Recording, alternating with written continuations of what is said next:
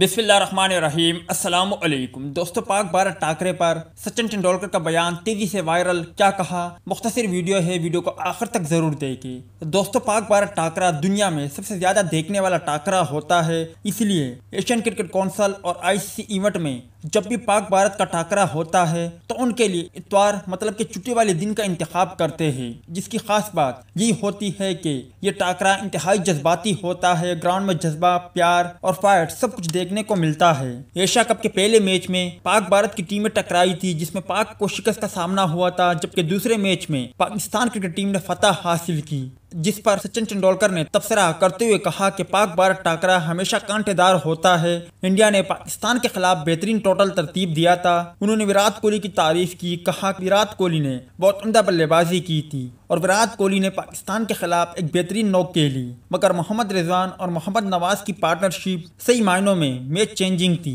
और मोहम्मद रिजवान और मोहम्मद नवाज ने जिस तरह की बल्लेबाजी की, यकीनी तौर पर फतह उन्होंने इंडिया से छीन कर पाकिस्तान के झोली में डाल दी। ओवरऑल इंडिया पाकिस्तान का मुकाबला सब बेहतरीन था। वीडियो अच्छी लगे तो इसे लाइक जरूर करें।